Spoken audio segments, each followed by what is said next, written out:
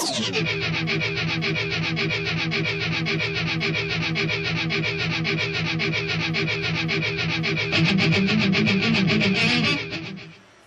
guys, back to the bench. I haven't done a video in a while.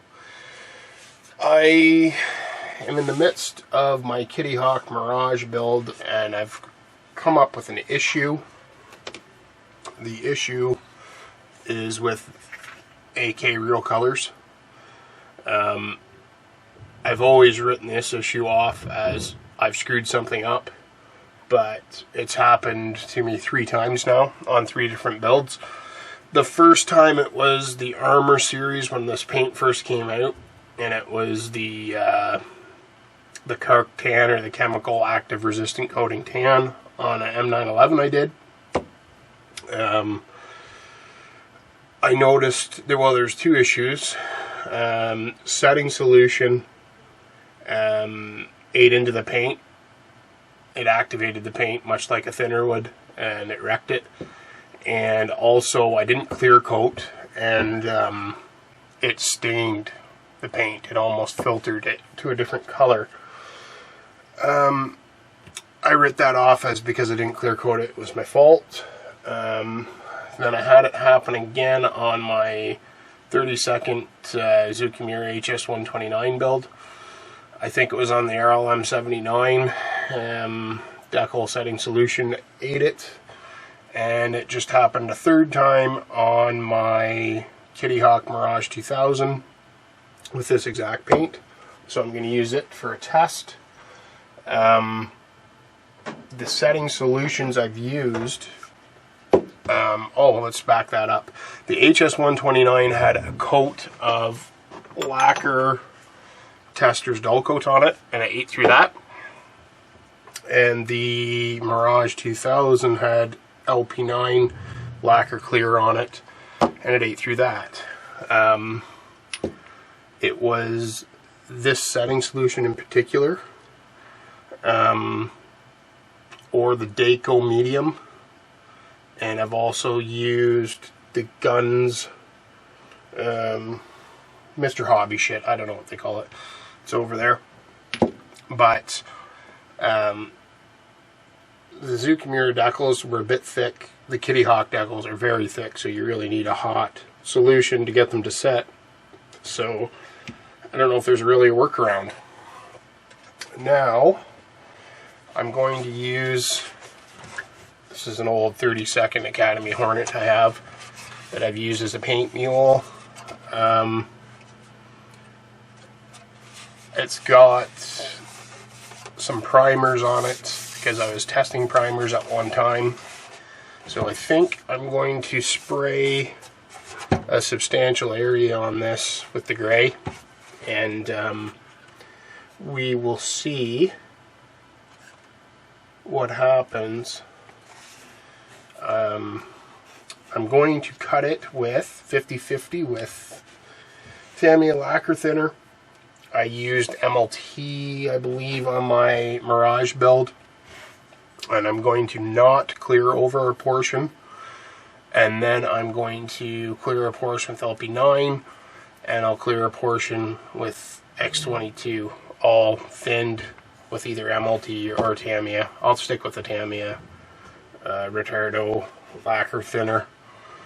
But I'll get this sprayed.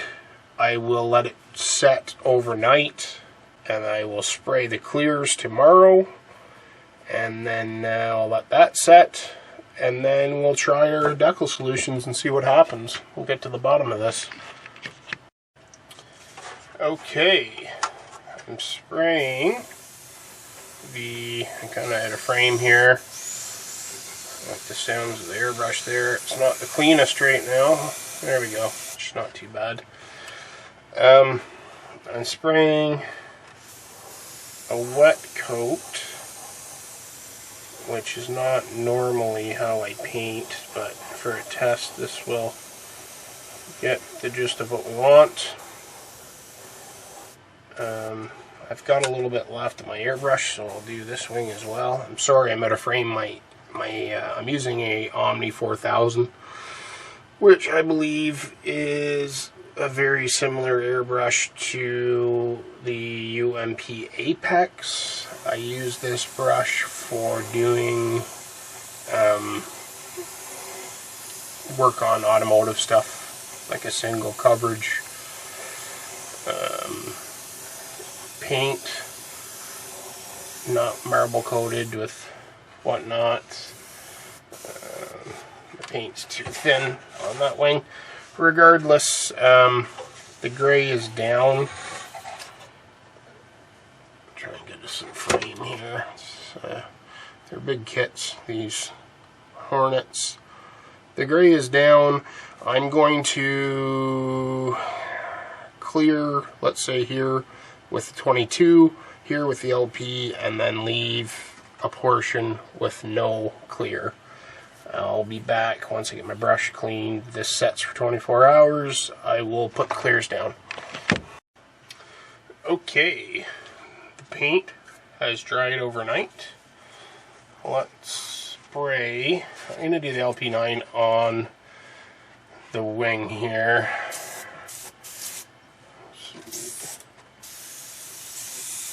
Get a decent coat, get tack coat on here. This video is pretty much more about the results than you watching me do this, but I want good coverage. I'm going to go both ways. I'll let that sit for a few minutes, and then I'll put a second coat on. I want to make sure I've got a good barrier coat on this. So I will do that. I'll put the second coat on, and then we'll come back with the X22 in a minute. Okay, now I am back with the X22. I'm going to leave the side of the wing no clear, and I'll clear this right side. Now, I hosed the LP9 on the wing much more than I would have on an actual build. I don't know why, but I want to make sure I have a feeling that it's not going to matter how much barrier is on here. Like I just hosed, in my opinion, I hosed the shit out of that too. You can see it's pretty wet. So I'm going to let that set up overnight. And then we'll come back tomorrow, put some setting solution on it, and see what happens. Okay, everything is dry. I have some decals here from my old well, it's not that old, it's a Hasegawa Osprey kit I did a while ago.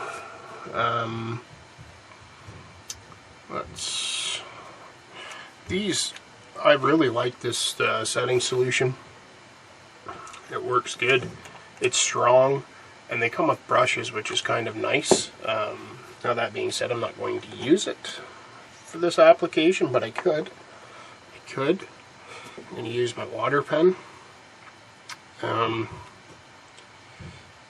Put some of this solution down.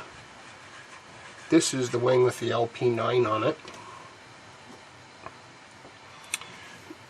Hopefully this will slide off. Yeah, a nice big decal here on the wing.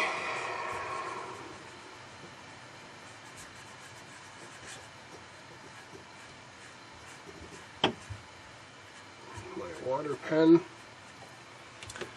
I will use the brush. Comes with it.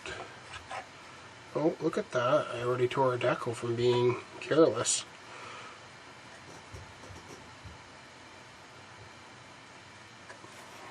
I don't know what the quality of Hasegawa decals are. And like I said, this is, I would guess, 2 years old. Whether that's an issue or not, I don't know. I don't think relative for my test it's going to matter.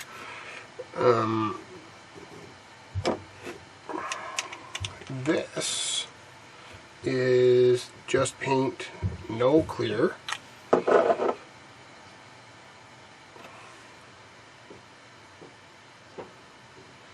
Now this water is room temperature cool.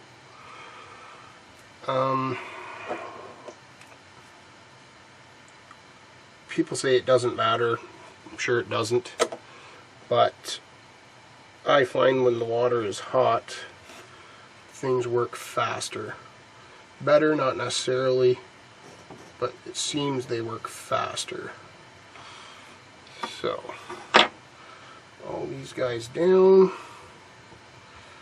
My water pen on there.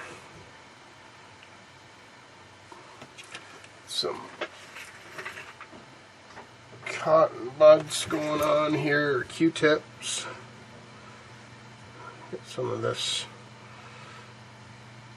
And you know what, as a test, why don't we, well, I'm out of frame here, perfect. Sorry guys. Trying to actually be quiet here because there's people at my house right now and I'm hiding and nerding. So I put a drop, as you can see, of setting solution on all of these. We'll see if that makes a difference.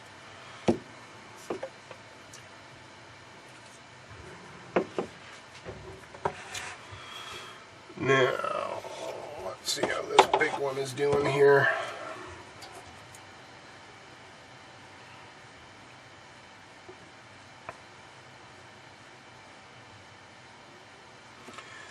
Okay, let's get our hot stuff out.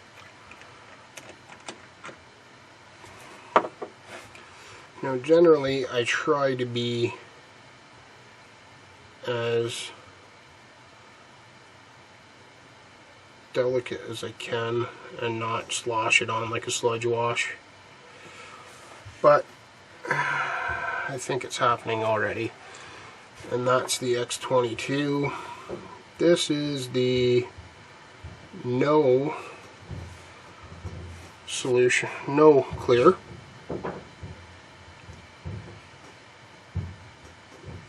And it's going to put a dab, it's going to be a big dab here, and a dab here. Okay, on the no clear, took the paint right off. On the LP9, took the paint right off. That's the weaker solution, has put a water spot there. Hard to see in the camera. Can I zoom in more? Out. Oh yeah, I can. There's a watermark. Let's go over. I'm zoomed in, I can't get in frame. Let's see what these guys look like. This is the no, yeah, it's with no barrier coat. That paint's screwed. Let's be a little bit more delicate with this one with a barrier coat. The issue is my decal still isn't really set, and whether the camera can catch that, the paint's gone funky underneath the decal a little bit. Let's put another coat on here. We'll be super critical of how we put it on. Sorry, I'm out of frame. We don't want to jostle it on the paint, but let's say you did. Let's get a tide mark here. Yeah, that's already eaten through the clear coat and the paint. That fast. So that's screwed. And that's the X22. Let's try the LP9.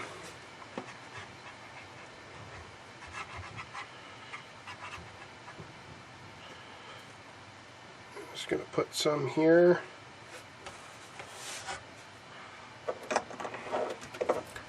Yeah, it's already eaten through the LP9 and the paint. Great.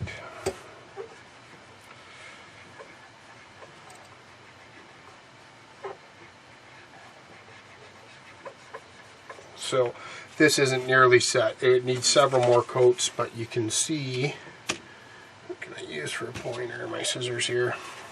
I shouldn't be zoomed in so far, sorry guys. You can see where it's eating through the paint here, and you can see around the decal there's issues. So, unfortunately, it sucks because I really like the colors, and the first time I used it, let me show you here, if I can get the camera, I bought the set for the armor, and I was going to do the same with the aircraft. And the first time I used it, I didn't like how it sprayed, but the second time I used it on the HS-129, I got on with it pretty good. Just for shits and giggles here, everybody, this is Tamiya Mark Fit Strong. Let's see what it does. A dab there, a dab here, and a dab here. So wait a minute and see if maybe the ammo stuff is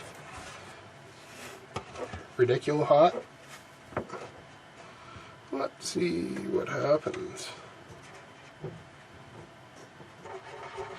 There's a tide mark there already. You can see it. And let's see on the LP9. There's a tide mark on the LP9 you can see already. Yeah, definitely. So I think it's safe to say if you left it on for any period of time, wait for your decal to set, it would go screwy. Everybody has the Microsol. Let's see what it does.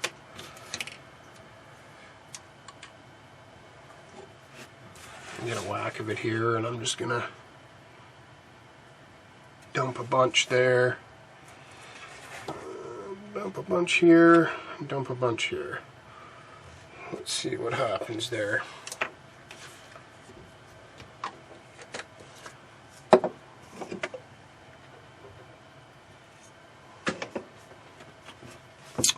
Well, I can already see on the paint that's not cleared. It's got a big tide mark there. On the X22, yep, it's not as bad, but it's there. And where did we put it here? The LP9. It didn't mark the LP9 as bad, but the issue is this solution wouldn't be strong enough to set those thick decals. You always are going after the Solvasets or one of these guys, or I have the Dayco stuff. I bought the Dayco stuff in a lot, so I only have the medium strength, but it's friggin' strong too. It's really good actually, so I would love to get some Dayco strong. And Paul at UMP has his new solutions. They're supposed to be awesome. And the strong is stronger than hell for some of those car decals. So I guess after all this excrementation, unfortunately this paint is fragile, and I guess in some uses it'd be fine and others not so much. But do you want to chance a build that you've got, you know, 6 months into, and then you get to the deckling stage and you wreck something? I've lucked out in my last 2 builds. Grab the one. This is one spot. I think I can mask and fix it, but you know, it just sucks. It's a shit deal for sure. Anyways, I'll edit this up and throw her on the YouTubes.